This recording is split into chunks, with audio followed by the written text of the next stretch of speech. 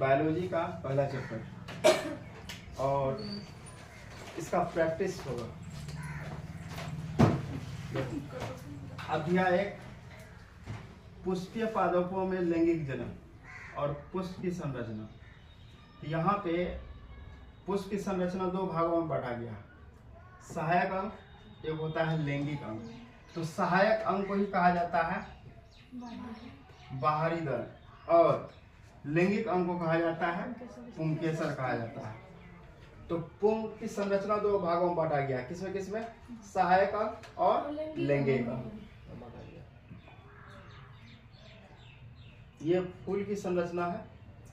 इसमें इसका भाग बांटा गया। इस वाला भाग को कहते हैं परागकोश और ये वाला भाग जो है, ये वाला भाग, इस भाग को कहेंगे तंतु। और ये पत्ता टाइप से जो रहता है इसको कहेंगे दल। और ये नीचे टाइप से झुका रहता है इसको कहेंगे बाहरी दल। और इस वाला भाग को बोलेंगे अंडाशय। और इसमें इस टाइप से जो भाग दिया हुआ, इस टाइप से इस वाला भाग को बोलेंगे वर्तिक्राक। और ये इस वाला जो टहनी टाइप से इस वाला भाग को कहेंगे वर्तिक्राक। ये सब क्या? फूल का भाग है, पार्ट्स ऑफ फूल। तो फूल में ये सब मेन भूमिका निभाते हैं।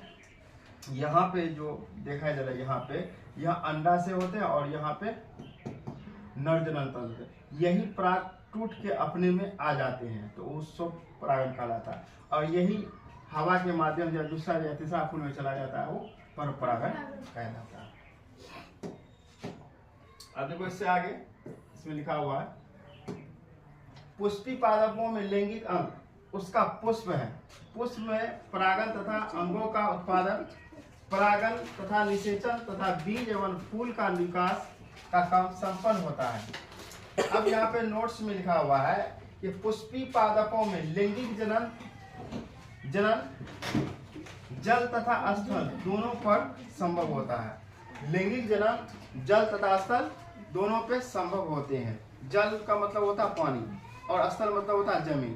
तो जल का मतलब जल में भी वह निषेचित कर लेता है और स्थल पे भी निषेचित कर लेते हैं। उसके बाद जिस पुष्प में नर तथा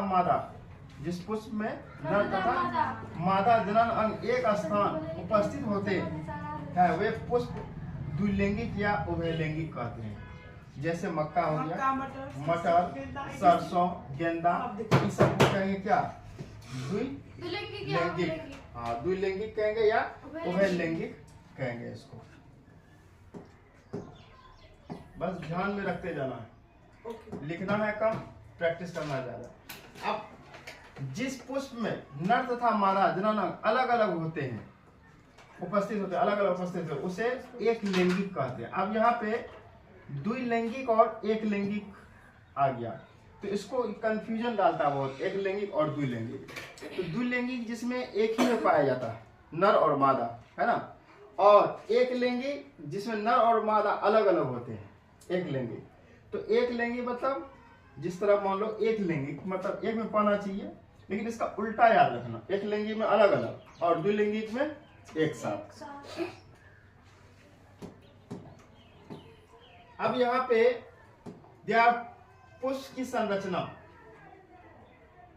अभी ऊपर दिखाए थे पुष्प की संरचना। पुष्पी पादपों में दो सहायक अंग होते हैं, दो लैंगिक अंग होते हैं। अब सहायक अंग में कौन कौन हो गया था? बाहरी दल और दल हो गया। और लैंगिक अंग में क्या? पुंकेसर और स्त्री केसर। तो देखो सहायक अंग यहाँ पे दिखाए थे। दो सहायक अंग होते हैं, एक सहायक अंग होता है बाहरी दल, एक होता है पुंकेसर। इस तरह से पुंकेसर और बाहरी दल।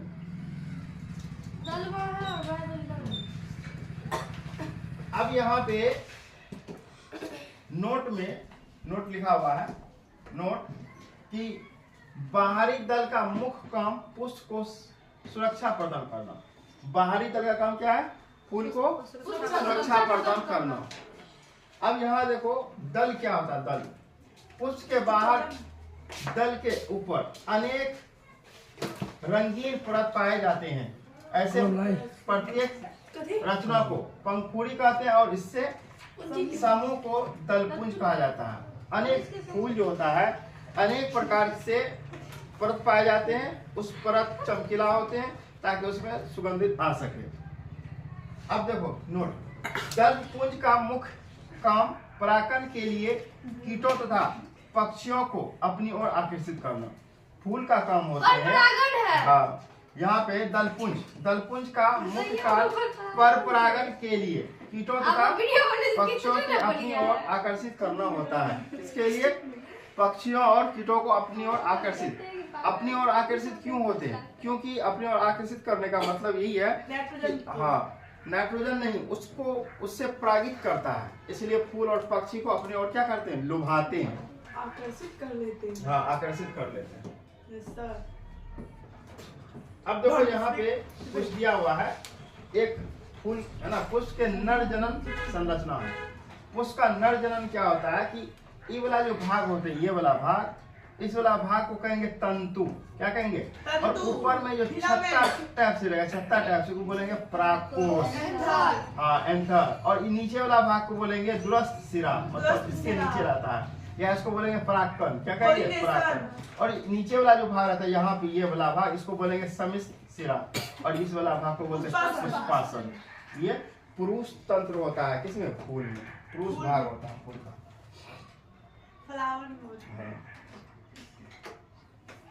अब देखो स्त्री केसर, जिसको जयांग भी कहते हैं। पुष्पी पादपों में लैंगिक जनन के जयांग पुष्प का मादा जनन होता है। जब यह एक हो तो वह स्त्री केसर कहलाता है, और जब यह एक से अधिक होता है तो इसे जयांग कहते हैं। एक होता है तो स्त्री केसर, एक होता है तो स्त्री केसर, और एक से अधिक होता है तो जयांग कहते हैं। अब ये देखो पुष्प के मादा जनन की संरचना। अब पुष्प का मादा जनन का संरचना देखो, पुष्प के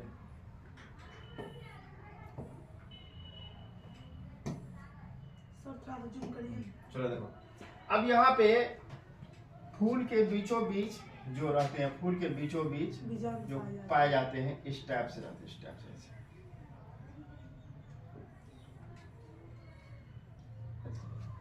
तो यहाँ पे जो इस वाला भाग को बोलेंगे बीजान, यहाँ बीजान पाया जाता है। और ये बाहरी परत को बोलेंगे अंडाशय, और ये वाला भाग को कहेंगे क्या? वर्तिका। और इस वाला भाग को बोलेंगे वर्तिका, है ना।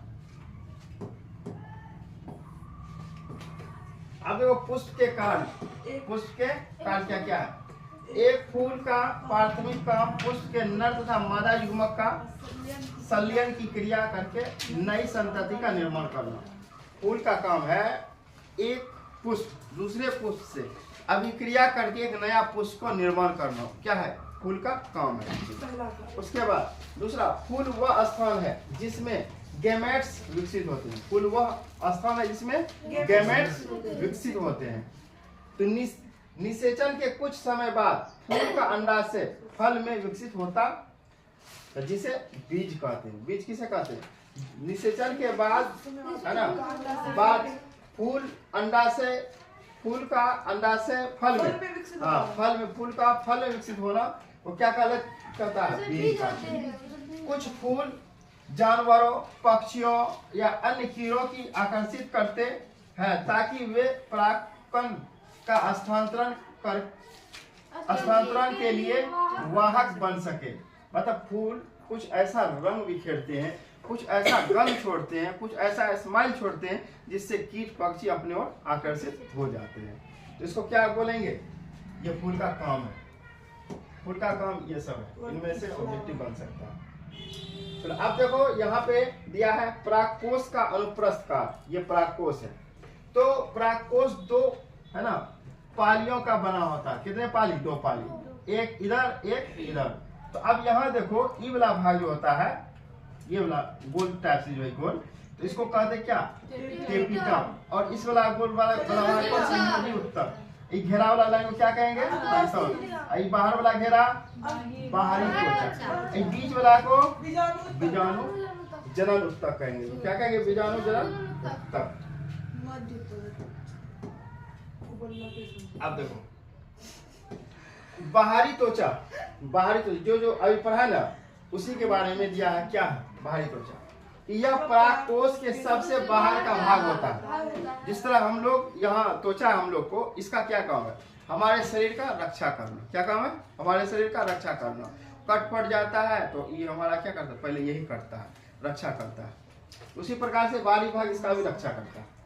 उसके बाद देखो अंतः समस्त भाग, यह परागकोश के बाहरी त्वचा के नीचे वाली परत होती है जो परागकोश के क्या अष्टफूटन में मदद करता है। मतलब यह जो होता है त्वचा के जस्ट नीचे वाला भाग होता है। फूल जब खिलते हैं ना फूल, तो वो हल्का सा छोड़ते हैं, छोड़ने के बाद जो है ना फिर उसका परत खुलता है व्हाइट टाइप से, वो खुलता है, उसके बाद फूल खिल जाते हैं उसी प्रकार से। और मध्य परत यह अंत है ना अस्थिरीय तथा टेपिटम के नीचे वाली मध्य परत कहलाती है। यह परतें क्या हाँ शीघ्र मतलब जल्दी नष्ट हो जाती है। यह परत क्या था? जल्दी नष्ट हो जाती है तथा वृद्धि कर लघु बीजाणुधानी को परागकोश में सहायक होती है। अब टेपिटम क्या? टेपिटम देखो यह लघु बीजाणुधानी का सबसे आंतरिक परत है। यह विकासशील परागकणों को पोषण देती है। टेपिटम की कोशिकाएं सघन जीव द्रव्य से भारी होती है और यह एक से अधिक केंद्रक युक्त होती है। एक से अधिक केंद्रक युक्त होती है। चलो ये क्या है? फूल का ये पार्ट्स थे और भाग। अब इसी में जानेंगे लघु बीजाणु जनन। क्या है लघु बीजाणु जनन? ध्यान दो बोर्ड पे। लघु बीजाणु जनन क्या होता है? जिसमें एक से अधिक लघु बीजाणु पाए जाते हैं उसे लघु बीजाणु जनन कहते हैं, है ना? ध्यान दो बोर्ड पे। अब देखो लघु बीजाणु जनन क्या होता है? नर संरचना पुंकेसर के परागकोश में स्थित लघु बीजाणुधानी में उपस्थित जीवाणु बीजाणु जनन उत्तक की क्या परागमात्र कोशिकाओं में अंशुद्री विभाजन के पश्चात चार लघु बीजाणु का निर्माण करते हैं, उसे लघु बीजाणु जनन कहते हैं। अब देखो लघु बीजाणु जनन क्या होता है? लघु मतलब होता है छोटा ही होता है, अब बीजाणु मतलब बीज, तो छोटा सा बीज को लघु बीजाणु जनन कहते हैं। अब यहाँ देखो यहाँ पे क्या है? एक छोटा सा 4 भाग है। क्या है? 4 भाग है। अब आगे जब बढ़े इसमें देखो 4 से कितना हो गया? 8 से भी ज्यादा है। तो इस तरह से क्या हो गया? बीजाणु जनन उत्तक। अब ये इसके प्रकार होते हैं, इसको बोलते हैं 2N। क्या बोलते हैं? 2N। तो क्या है? परपशु कोशिका कहते हैं इसको।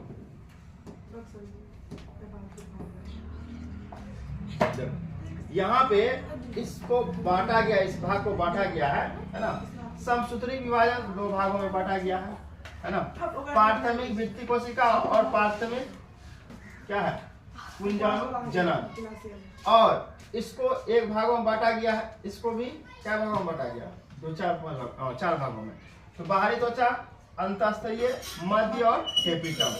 अब देखो बाहरी क्या होता है? ये वाला जो गोला है इसको बोलते हैं समस्त विभाजन, और ये वाला जो गोला है जो भरा हुआ अंशुद्री विभाजन। हाँ अब ये वाला देखो, ये वाला जो घर बना हुआ, ये वाला घर, ये ऊपर वाला भाग को बोलेंगे बाहरी त्वचा। ऊपर वाला भाग को क्या कहेंगे? बाहरी भाग। और इसके नीचे वाला जो लाइन है उसको बोलेंगे अंतः। उसके बीच में रहता है उसको मध्य भाग, और ये वाला जो रहता है टेपिटम। ये वाला जो गोला रहता है इसको लघु है ना बीजाणु जनन कहेंगे। क्या कहेंगे? लघु बीजाणु जनन। अब देखो अब परागकण क्या होता है? ध्यान दो। परागकण समांतर गोलाकार होता है जो 2 परतों से घिरा रहता है। सबसे बाहरी परत को बाहरी चोल, आंतरिक परत को अंतःचोल कहा जाता है। देखो अब यहाँ पे ई वाला परत को बाहरी चोल कहा जाता है, और ई दो लाइन होता है, एक अंदर एक बाहर। तो बाहर वाला लाइन को बाहरी चोल, अंदर वाला लाइन को अंतःचोल। अब इसमें जो बीज रहते हैं इसको बोलते हैं कायिक कोशिका, जो जिससे वो अपना पौधा अपना विकसित करते हैं, नया पौधा। और ये वाला जो रहता है, ये वाला इसको बोलते हैं जनन कोशिका। और ये वाला जो रहता है घेरा टाइप, जिसको बोलते हैं अंतः छिद्र बोलते हैं। अब देखो बीजांड की संरचना ये पूछता है ना, इसको बीजांड की संरचना पूछता है ना, ध्यान दो। तो बीजांड की संरचना क्या होता है, देखो बीजांड मुख्यतः अंडाकार होता है। बीजांड कैसा होता है, अंडाकार। बीजांड का मतलब क्या होता है, बीज। बीजांड का मतलब बीज होता है। बीजांड अंडाकार होता है जिसमें बीजांड द्वार, बीजांड वृत्त और निभाग, नाभिक, भ्रूणकोश उपस्थित होते हैं। अब बीजांड में देखो ये वाला भाग जो है बना हुआ, ये वाला भाग, इस भाग को कहेंगे भ्रूणकोश, है ना। और ये वाला भाग को कहेंगे, इसको तो हाँ भ्रूणकोश कहेंगे। और ये वाला भाग को कहेंगे क्या, निभाग। और बाहरी वाला भाग को बाहरी अंतः आवरण, और इसको बोलेंगे अंतः हाँ। और इस वाला भाग को बोलेंगे नीचे वाला भाग को बीजांड पर। इसी के द्वारा बीज है ना निकलते हैं। देखो ये क्या है, ये फूल है, क्या है, फूल है। हाँ तो इसको कहेंगे हाँ अपरा। क्या कहेंगे, अपरा। इसके ऊपर हल्का सा हाँ हल्का सा ऊपर से कली लगा हुआ रहता है, इस वाला भाग बोलेंगे है ना बीजांड वृत्त कहेंगे। हल्का सा उसको तोड़ेगा ना, ऐसे फूल की टाइप से तोड़ेगा ना, वहीं टूट जाएगा वो, है ना। उसको बोलेंगे क्या, बीजांड वृत्त। और ये वाला भाग को जो बोलेंगे नाभिक कहेंगे इसको। अब थोड़ा सा हम लोग देखते हैं बीजांड। बीजांड क्या होता है, यह एक अंडाकार सफेद संरचना है जो पुष्प के अंडाशय के अंदर मृतक गद्दी या अपरा पर है ना उपस्थित होते हैं। तो कहने का मतलब है इस टाइप से रहते हैं, ऐसे।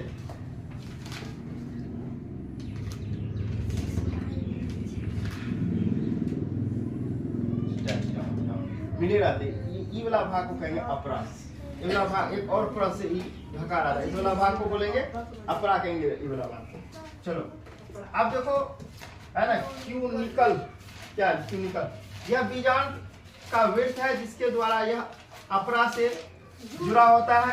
बीजांड पर उपस्थित वह बिंदु जहाँ फ्यूनिकल हाँ फ्यूनिकल इसके साथ संपर्क में आता है, ये क्या है, हाइड्रम कहलाता है। अब देखो अध्यावरण, ये बीजांड के एक या दो बहुकोशिका न्यूक्लियस युक्त स्तर है जिसमें एक बाहर आवरण तथा दूसरा अंतः अध्यावरण होता है। तो उसी का ये सब क्या है, भाग है। उसी का ये सब क्या है, भाग है। इसको देख लेना एक बार। अब देखो उसी का ये भाग नाभिक क्या भ्रूणकोश है। अब इसको थोड़ा समझते हैं, गुरु बीजाणु जनन। गुरु बीजाणु जनन को VVI कर दो, ये पूछता है गुरु बीजाणु जनन किसे कहते हैं, इसको पूछता है गुरु बीजाणु जनन। स्त्री केसर के अंडाशय में उपस्थित बीजांड के बीजांड काय की गुरु बीजाणु मात्र कोशिका में अर्धसूत्री विभाजन के पश्चात 4 गुरु बीजाणु के निर्माण की क्रिया को गुरु बीजाणु जनन कहते हैं। VVI है इस बार के लिए, एग्जाम में आना है ये चीज, गुरु बीजाणु जनन इस बार के लिए बहुत ज्यादा इम्पोर्टेंट है, तो इसलिए जरूरी है इस सब पॉइंट पे ध्यान देना। चलो अब यहाँ पे इसको कहेंगे 2n, क्या कहेंगे 2n कहेंगे इस वाला घेरा। अब इससे देखो इसमें 2 4 6 8 गो, इसमें 16 भी कहीं अधिक है। और इस वाला भाग को बोलेंगे कब, है ना, पर पशु कोशिका, है ना, क्या कहेंगे, पर पशु कोशिका कहेंगे इसको। चलो ये सब उसी का समसूत्री विभाजन का भाग है जो टूटता है। तो देखो यह टूट के अलग अलग हुआ, यही 2 भाग, ऊपर अलग और नीचे अलग भाग में टूट के 2 ठो बना, बने बाद फिर ये बना, फिर अलग बना, फिर सिंगल 1 ठो बना, है ना। या इसको इस तरह से हम लोग समझ सकते हैं इसको कि एक ठो था, एक ठो क्या 2 ठो बना, 2 ठो से 4 ठो, 4 ठो से 8 ठो, 8 से 16, 16 से 32, मतलब पूरा गुरु बीजाणु बन गया, है ना। अब देखो भ्रूणकोश, इस बार के लिए MVVI है। भ्रूणकोश इस बार के लिए MVVI है, इसको याद कर लेना। अब देखो भ्रूणकोश क्या होता है। भ्रूणकोश एक छोटी अंडाकार संरचना है जो बीजांड काय के आधे भाग माइक्रोपायस में फंसी होती है। यह पेप्टोसेलुलोज की झिल्ली युक्त दीवार द्वारा घिरा होता है। मादा युग्मक में 3 कोशिकाओं अंडाणु से एंटीपोल कोशिका व एक द्विकेंद्रीय कोशिका मतलब 7 कोशिका व 8 कोशिका रखता है। उसे हिभुल कोश कहते हैं। देखो हुल कोश का चित्र है, हुल कोश का चित्र प्रास्पर देखो, ये प्राक्कन है। क्या है? प्राक्कन। हुल कोश प्राक्कन पाया। अब देखो ये वाला जो घेरा है, ये वाला घेरा इस टाइप से घेरा जो दिया हुआ है, इस घेरा को कहेंगे क्या? प्रति 7 परत कोशिका है। और ये वाला अंदर वाला जो भाग है उसको ध्रुवित केंद्र, इसको कहेंगे अन्य कोशिका, इसको कहेंगे सहायक कोशिका, इसको बोलेंगे तंतुरूप समुच्चय, और इसको कहेंगे केंद्रक कोशिका। ये इम्पोर्टेंट है इस बार के लिए।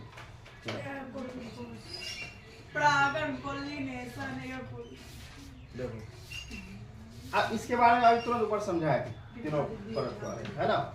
तो 60% पुष्पी पादपों में नर युग्मक का निर्माण परागण के बाद स्त्री केसर के वर्तिका में होता है। कितना प्रतिशत?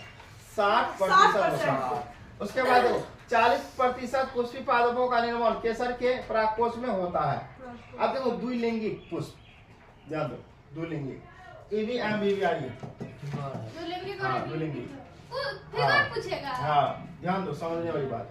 द्विलिंगिक में क्या होता है? ध्यान दो, इस फिगर में ये क्या है? पुंकेसर और क्या है? स्त्री केसर। दोनों क्या है? पुंकेसर स्त्री केसर एक में है। अब यहाँ देखो ये क्या है? द्विलिंगिक मतलब दोनों क्या है? एक में है। अब देखो एक लैंगिक में अब ये क्या है? अलग है और ये क्या है? अलग है। जैसे पपीता है ना, अलग अलग पाए जाते हैं, पुरुष अलग पाए जाते हैं और स्त्री अलग पाए जाते हैं। किसमें? पपीता में।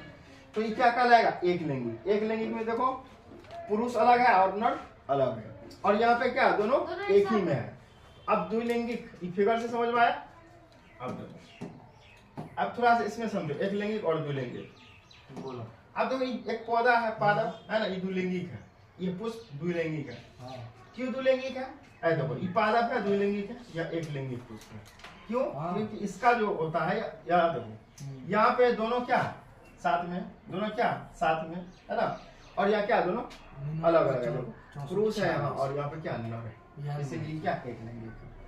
अब यहाँ देखो ध्यान दो, पादप है ना क्या एक लिंगिक है, और पुष्प भी एक लिंगिक, दोनों क्या एक लिंगिक, दोनों क्या एक लिंगिक, इसलिए दोनों साथ में देखो है ना, साथ में, इसीलिए क्या एक लिंगिक।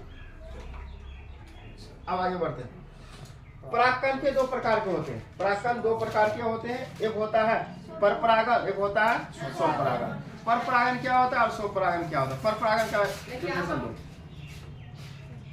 परपरागण हाँ, एक फूल से दूसरे फूल में जो जाते हैं तो इस क्रिया को क्या बोलेंगे? परपरागण। जो अपने फूल में रख लेते हैं उसे स्वपरागण कहते हैं।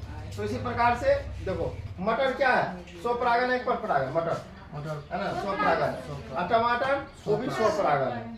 चलो अब जब किसी पुष्प के परागकोश से, ये तो अभी जस्ट समझाए है ना, तो यही चीज है, इसके दो प्रकार के होते हैं है ना, संयुग परागण, संयुग परागण। अब यहाँ देखो है ना, परपरागण निषेचन उसी के भाग है, उसी के बारे में दिया। परपरागण के लाभ क्या क्या हो सकते हैं? देखो अगर कहा जाए क्वेश्चन कि परपरागण अच्छा है या स्वपरागण अच्छा है, उनमें से कौन सा अच्छा है उसके बारे में बताएं, तो मेरे हिसाब से परपरागण सही है। क्यों? जब परागण एक पुष्प से दूसरे पुष्प में जाता है उसका नस्ल अच्छा होता है, फूल बड़ा बड़ा खिलता है, और अपने में रह जाता है उसका फूल छोटा छोटा हो जाता है, इसलिए परपरागण सही है। अब देखो यहाँ पे लाभ क्या हो सकता है? परपरागण द्वारा उत्पन्न बीज बड़े स्वस्थ और अच्छी नस्ल की होती है, और परपरागण से बनने वाली फल बड़े और है ना स्वादिष्ट होते हैं। और परपरागण के हानि देखो, इससे अधिक परागण, जैसे मान लो कि एक फूल से दूसरा फूल में जा रहा है, एक फूल से दूसरा फूल में जा रहा है, तो क्या होगा उससे कि बहुत है ना उसका पराग नष्ट हो जाते हैं, कुछ ही पहुंच पाते हैं, ये उसका हानि हुआ। उसके बाद इसमें सदैव हाँ सघन की आवश्यकता होती है, मतलब ज्यादा से ज्यादा निकलने की, उसी के बारे में दिया है। अब देखो इसमें भी होता है जल परागण। अब बताओ जल परागण किसमें किसमें होता है? है ना, जल परागण होता है।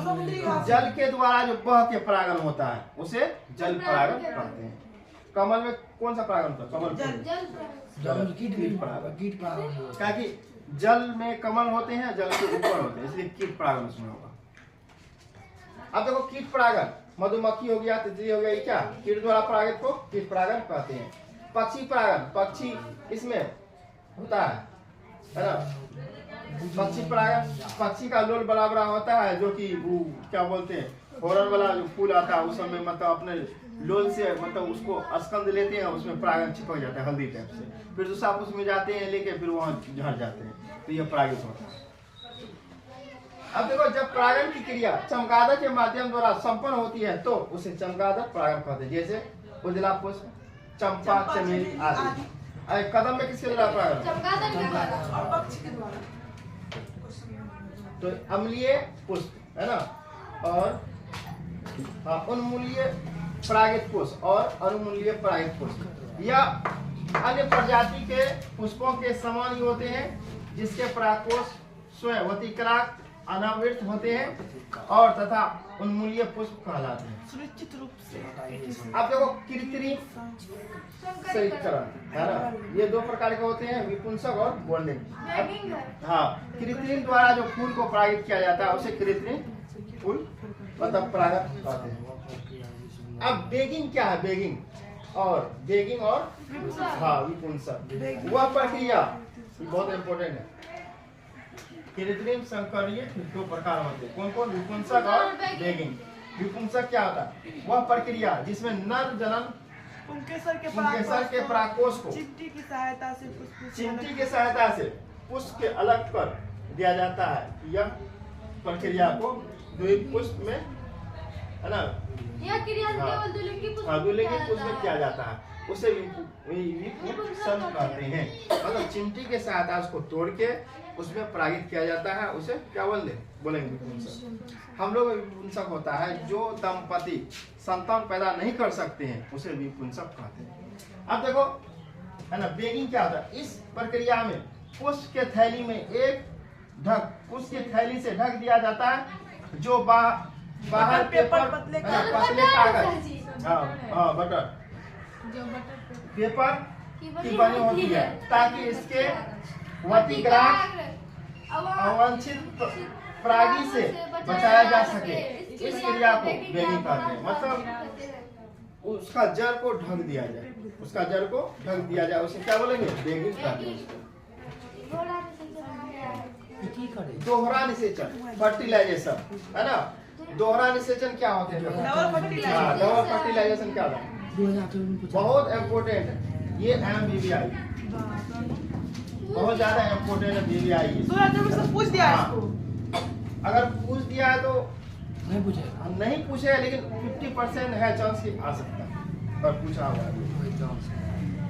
देखो नर जनन कोशिका में पराग नली के अंदर समसूत्री विभाजन होता है। क्या होता है? जिसके पश्चात दो नर युग्मक का निर्माण होता है। किसका निर्माण होता है? दो नर युग्मक का। इसमें एक नर युग्मक अन्य कोशिका जिसको बोलते हैं मादा युग्मक से क्रिया करके युग्मनज का निर्माण करता है, जो विकसित होकर भ्रूण बनता है। तथा दूसरा नर युग्मक ध्रुवित केंद्रों के साथ क्रिया करते हैं, जिसके प्राथमिक भ्रूणकोश केंद्रक का निर्माण होता है। यही बाद में भ्रूणकोश बन जाता है। इस संपूर्ण क्रिया को ही दोहरा निषेचन कहते हैं। मतलब डबल फर्टिलाइजेशन का मतलब होता है 2 बार निषेचन करना। कितने बार? 2 बार निषेचन करना को बोलते हैं डबल फर्टिलाइजेशन।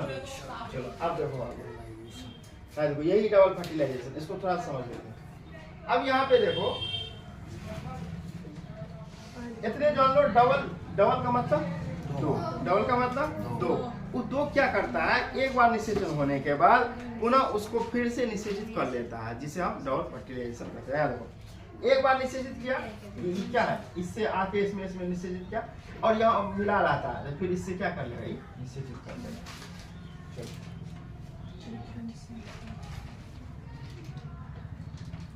त्रिसंलयन, जब नर युग्मक 2 ध्रुवीय केंद्रों के साथ संलयन करता है तो संलयन होकर त्रिनिषेचन बनाता है। पहले तो है एक यहाँ आ गया, 2 से 1 मिल गया, 2 1 3 त्रिसंलयन। उसी का क्या है संरचना? भ्रूण क्या होता है? देखो अंडाशय है, अंडाशय से बना क्या युग्मनक, युग्मनक से क्या बनेगा भ्रूणफल, भ्रूणफल से भ्रूण बन जाएगा। अब देखो बीज पत्री क्या है, बीज पत्री। अब इसको कहेंगे द्विबीजपत्री। क्या कहेंगे, जैसे गेहूं का दाना, गेहूं का दाना को क्या बोलेंगे द्विबीजपत्री।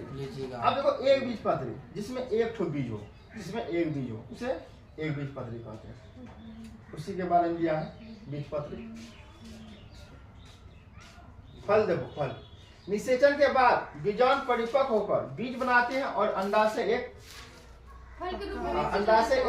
फल के रूप में विकसित होता है। फल का अगर डिफिनेशन पूछे इस तरह से हम बता सकते हैं, निषेचन के बाद क्या बता सकते हैं, निषेचन के बाद बीजाणु परिपक्व होकर है ना बीज बनते हैं और बीज अंडाशय एक फल के रूप में विकसित होता है।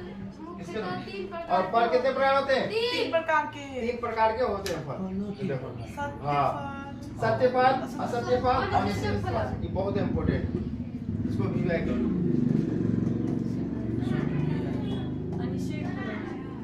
चलो देखो सत्य फल क्या होता है, ऑब्जेक्टिव में बहुत बार पूछा है ना।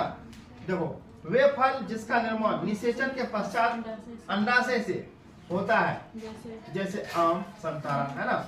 असत्य फल वे फल जिसका निर्माण अंडाशय से न होकर पुष्पासन के निर्माण होता है, जैसे सेब, स्ट्रॉबेरी, अखरोट। संतरा कौन सा फल है देखिएगा, सत्य है ना। सेब असत्य फल।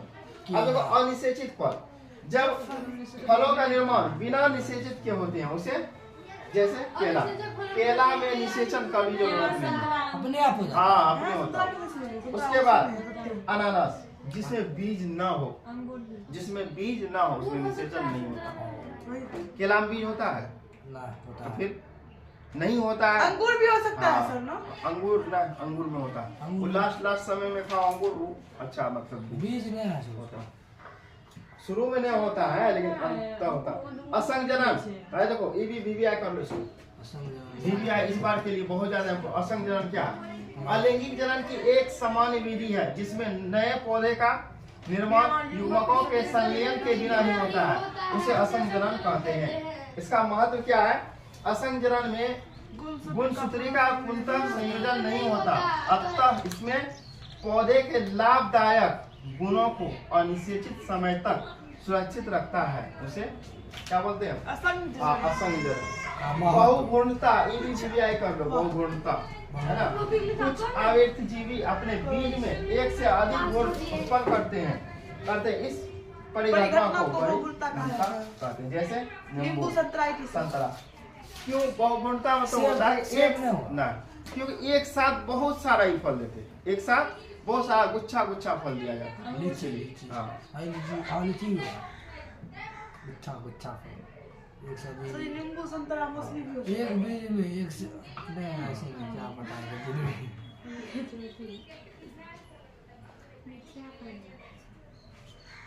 अरे ये क्या बात, थोड़ा सा कुछ इसमें रिसेंट चला अब क्या करना है, इसे संबंधित कुछ PDF है जो देखिए। आप देखो, इसी में आता है एक क्वेश्चन आ गया इसमें 2015 में पूछा गया, देखो 2015 में पूछा गया क्वेश्चन है ना। अभी जो चैप्टर पढ़ा है ना उससे संबंधित कुछ क्वेश्चन लेकर आए ताकि उस चैप्टर अभी पढ़े हम लोग तो उसका रिवाइजिंग भी हो। ये दूसरा पेपर था नहीं, जीवों में अलैंगिक जनन के बारे में संक्षिप्त टिप्पणी दें, 2015 में पूछा है, कैसे हम दे सकते हैं अलैंगिक जीवों के बारे में। तो देखो जीवों के प्रजनन वह विधि जिसमें एक जनक से नई विशिष्ट का जन्म होता है उसे अलैंगिक जनन कहते हैं। इनमें जनन कोशिका युग्मकों का निर्माण संलयन नहीं होता है, यह जनन प्रायः निम्न श्रेणी जैसे अकोशिकीय जीव, सरल पादप जंतुओं में होते हैं। इसका प्रकार यह द्विभाजक होते हैं, बहुभाजक होते हैं, मुकुलन है ना, बीजाणुजनन खंडित होते हैं। और इसका लाभ क्या होता है, नवजात संतति आनुवंशिक रूप से जनक के समान होते हैं। कैसे होते हैं? जनक के समान होते हैं।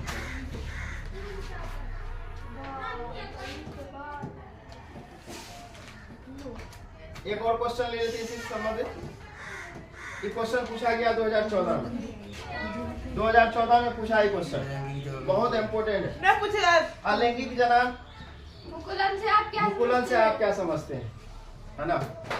हम पढ़ा रहे हैं तो हमको मालूम है कि पूछेगा, और जो बच्चा पढ़ रहे हैं उसको मालूम है कि नहीं पूछेगा। तो खैर अच्छा वाली बात है, बच्चा को भी अंदाजा होता है। चलो देखो ध्यान दो।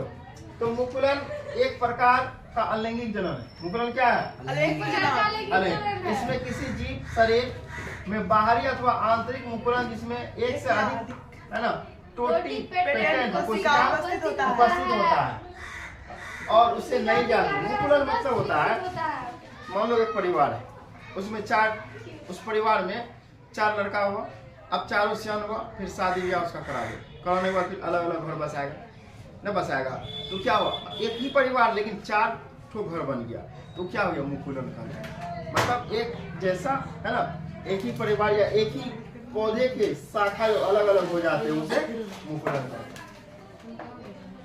एक और क्वेश्चन पूछा है 2012 में पूछा, देखो कि क्लोन या एक पुंजक की परिभाषा दे, है ना? क्लोन क्या है? एकल जनक से क्लोनिंग क्रिया द्वारा आनुवांशिक रूप से अपने जनक के समान होती है। ये बहुत इम्पोर्टेंट है, बहुत ज्यादा इम्पोर्टेंट है ना? तो एकल जनक से क्लोनिंग क्रिया द्वारा कोशिकाओं में अपने जनक के समान प्राप्त जीव को क्लोन कहते हैं। प्राप्त जीव को क्या कहते हैं? क्लोन कहते हैं। अब देखो एक और पूछा है क्वेश्चन, द्विखंडन और बहुखंडन।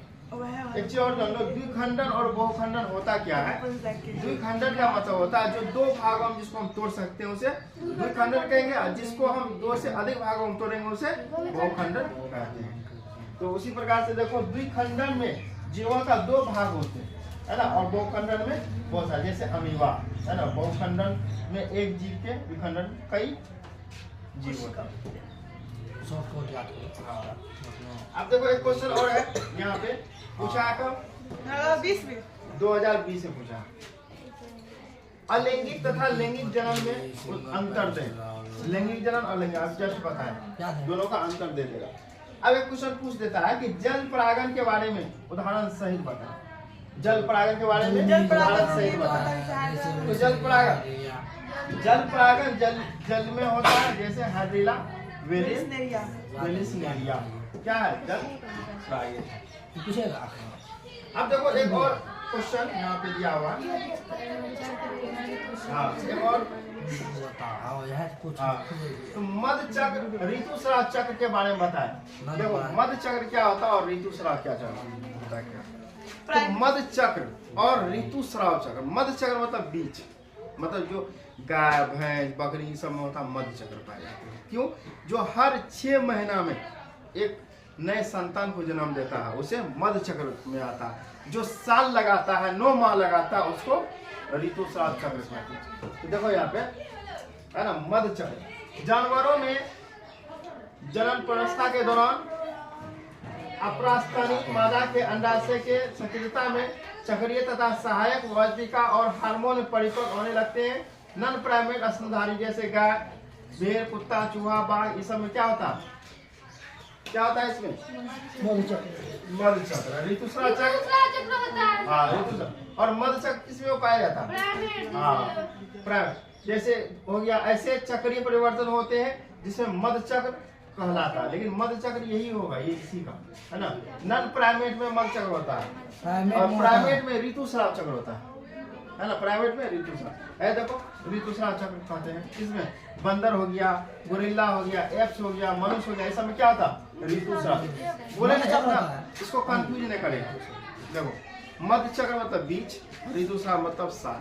मध्य चक्र मतलब बीच, ऋतुस्राव। जो जानवर हर 6 माह में एक नया जीव को पैदा करता है वो क्या कहलाएगा? मध्य चक्र। जो 9 महीना में देगा, जैसे बंदर वगैरह हो गया, मनुष्य हो गया, वो क्या कहलाएगा? ऋतुस्राव चक्र। क्लियर? अब देखो पुनवत्ता से आप क्या समझते हैं, इसके क्या लाभ है? देखो पुष्प वो अवस्था जिसमें नर पुष्प वर्तिग्राक जैसे मादा पुष्प से पहले परिपक्व होकर पराग कणों का निर्माण करता है। जैसे सूरजमुखी है ना, और सालिका, ये क्या है? तो पुष्पता है। मादा पुष्प क्या बोले कालिका तथा पत्र मादा पुष्प है ना, पर कालिका का उपयोग उदाहरण दिया। देखो कालिका वह पौधा का तना पर एक छोटा है ना, लेटरल या टर्मिनल उभार होता है। जैसे पौधा की शाखा है, इसी में क्या करेगा, हल्का सा उभर जाएगा, फिर डाउन होगा, फिर उभरेगा, फिर डाउन होगा। तो उदाहरण के तौर पे मेरे हाथ में एक डंडा है, ये सीधा नहीं गया, या गया है तो उभरा हुआ, फिर सीधा गया, फिर ये उभरा हुआ। या एक और उदाहरण ले लेते हैं, जो सीधा नहीं उभरा हुआ, फिर उभरा हुआ। ये उभार को कहा जाता है, क्या कहा जाता है? कालिका। क्लियर? दूसरा पत्र कालिका, क्या पत्र? यह पौधा का तना और पत्ती के बीच संपन्न होता है, उत्पन्न होता है। हाँ उत्पन्न होता है। आगे चले, चलो अब कुछ जीवों का जीवन अवधि थोड़ा देखें। कुछ जीवों का जीवन अवधि क्या होते हैं उसके बारे में हम लोग जानेंगे। अब देखो इसमें तितली का जीवन अवधि 1 से 2 सप्ताह, बिल्ली का 35 से 40 साल, मगरमच्छ 60, कौवा 15, कुत्ता हाथी 65 साल, चील 90 साल, घोड़ा बंदर तोता 140 साल, कछुआ गेहूं पौधा। 450 पैसा रहता है। सबसे अधिक लंबा उम्र किसका है इसमें? तोता का, उसका, दोनों इसका। बरगद और कछुआ सबसे कम उम्र? तितली का। हाँ तितली का। अब देखो यहाँ पे 2 फिगर तुम लोग के सामने दिया हुआ है, 2 फिगर। इसको इसलिए अभी करा रहे हैं कि शुरू में अगर कराते नहीं और फिर उसका पढ़ाते तो फिर मजा नहीं आता, इसीलिए फिगर को लास्ट में रखे हैं, ताकि पढ़ते ना होता है कि माइंड ऑफ होने के बाद ये सब आता है तो थोड़ा माइंड फ्रेश हो जाता है, इसीलिए हम रखे हैं इसको। तो देखो इसमें क्या है, इस पौधा का नाम क्या है? हाइड्रा। हाँ हाइड्रा। और इस पौधा का नाम क्या है? सीफा या साइकन। इसको हम लोग ये भी कह सकते हैं आम भाषा में कैक्टस। नहीं, तो वो जो रहता काटा लंबा लंबा रहता है, जो कमीशन होता है। हाँ उसको क्या बोलते हैं? लखफेनी हाँ का। लखफेनी का काटा, ठीक इसको। हाँ नागफनी हाँ नागफनी कहा जाता है इसको। चलो अब देखो इसमें ये क्या होता है, विभाजित जल्दी हो जाता है। क्या होता है? बहुत जल्दी विभाजित हो जाता है। देखो यहाँ पे जल्दी विभाजित हो जाती है, और ये जब पानी नहीं रहता ना वहाँ भी उग जाता है, इसको पानी जरूरत नहीं है। ये राजस्थान के इलाका अब का देखो होता है। ये आलू दिखाई दे रहा है, अदरक है, आलू और अदरक। हाँ यहाँ देखो जल्दी बताओ, बंगाल का आतंक किसे कहा जाता है? जलकुंभी। अब यहाँ देखो ये आंख दिखाई दे रहा है, आंख, ये सब आंख, इसको बोलते हैं क्या? काई। क्या बोलते हैं इसको? काई। और ये भी जो दिखाई दे रहा है आंख, इसको भी क्या बोलते हैं? काई। उसके बाद देखो यहाँ पे इसको क्या बोलते हैं? पत्थर चट्टा कहते हैं इसको। क्या कहते हैं? पत्थर चट्टा। अब पत्थर चट्टा में क्या होता है? छूने के बाद वो हाँ बुझाता है। पत्थर चट्टा छूने वाला, छुई नहीं करता। पत्थर चट्टा में क्या होता है? पत्ता रहता है, उसी के बगल से है ना पौधा निकलता है। पत्ता की गला दो जमीन में या पत्ता को फेंक दो, उससे पेड़ बन जाता है। देखो ये निकल रहा है, पत्ता से निकलता है। उसके बाद इसको दिखाई दे रहा सब जलकुंभी। ये करता क्या है कि पानी में रह के ऑक्सीजन को खींच लेता है और बहुत तेजी से वृद्धि करता है। ये आया कहाँ से? बंगाल से, इसीलिए इसको क्या कहा जाता है? बंगाल का आया है ना, बंगाल का आतंक है, आतंक। विदेशी पौधा है। ये दिखाई दे रहा है बांस का फूल है। क्या है? बांस का फूल है। नहीं देखा होगा, देख लो आज, ये बांस का फूल है ना। ये देखो बांस का, ये दिखाई दे रहा है, ये बांस का छड़ी है ना।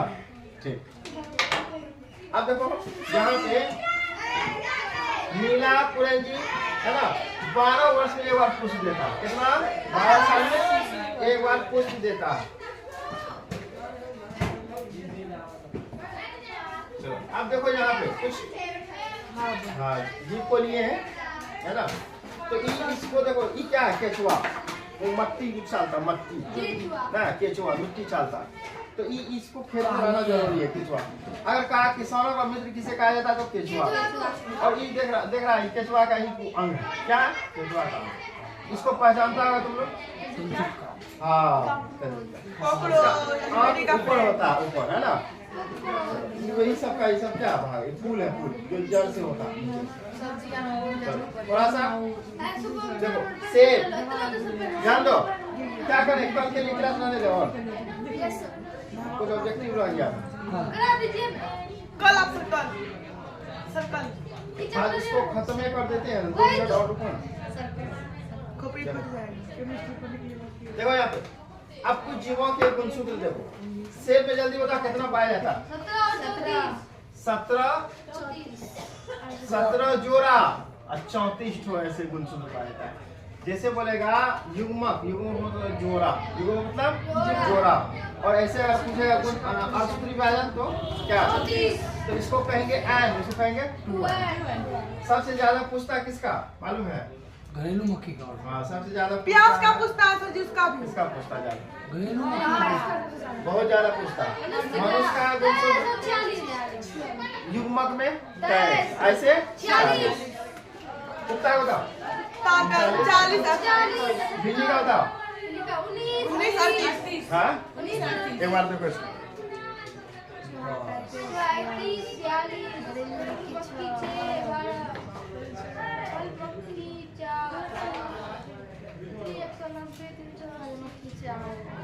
फल मक्खी घरेलू चलो देखो, अब देखो चूहा का 21 और 42, घरेलू मक्खी 6 12 फल मक्खी 4 का 8, तितली 190 ऑसिस क्रॉस। हाँ, ये क्या है? सबसे ज्यादा इसका होता ये है क्या? एक पौधा का नाम। चलो धान, धान का 12 24, प्याज 16 32 मक्का 20 40 आलू 24। इसमें से एक नंबर फिक्स, ऑब्जेक्टिव एक नंबर फिक्स है। मनुष्य या सेब, हाँ मनुष्य या घरेलू मक्खी। आप देखो यहाँ पे फलों में संरक्षी फल व्यक्ति तथा बीज। ये मटर है, खीरा है, सरसों है, धतूरा। मटर, खीरा, सरसों, धतूरा, ये अंदर का भाग है ना, ये सब अंदर का भाग है। चलो थोड़ा ऑब्जेक्टिव कर लेते हैं।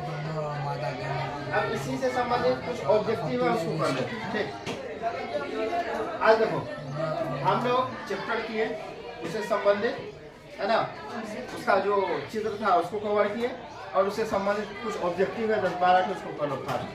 तो ये पूरा तरीका से कवर हो गया। चलो देखो, जब नर तथा मादा गैमेट युग्मक होता है तो क्या कहलाता है? अलैंगिक जनन। अलैंगिक जनन। जब संतति की उत्पत्ति एकल जनन के द्वारा होता है तो क्या कहते हैं? हाँ? क्या होगा? लैंगिक होगा। लैंगिक होगा। चलो लैंगिक जनन। इसमें बता, इसमें अलैंगिक सिंगल अलैंगिक जनन। एक है ना, एक पुंजक कॉलोनी के संबंध में कौन सा सही है? आकार्य तथा अनुवांशिक रूप से समान होते हैं। किसमें जनक कोशिका 2 विभक्त होकर नए जीवों का जन्म देता है? प्रोटिस्टान इसमें मोनेरा और प्रोटिस्टान। चलो देखो, द्विखंडन किसमें पाया जाता है? अमीबा इसमें गौ में होगा। पिरामिसियम। दोनों होगा। अमीबा पिरामिसियम दोनों होगा। मुकुलन द्वारा जन्म किसमें होता है? Stool जेलू sponge. स्पंज क्या है ना, स्पंज क्या है? इनमें से कौन पुष्पी पौधों की जन्म में काम नहीं आता? कोर्निया क्या?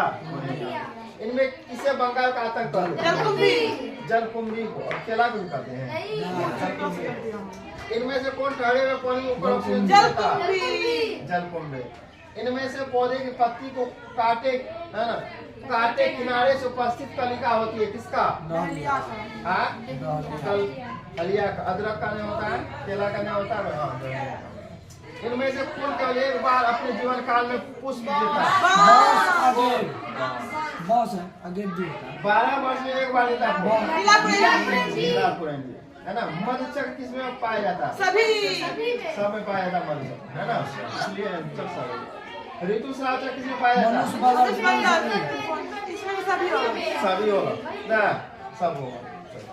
तो इस तरह से है ना ऑब्जेक्टिव है, इसको भेज देते हैं PDF ग्रुप में, देख लेना तुम लोग। इस तरह से था आज। आज यहीं तक, फिर अगला सेशन सभी फिर कल। ग्रुप में डालिएगा।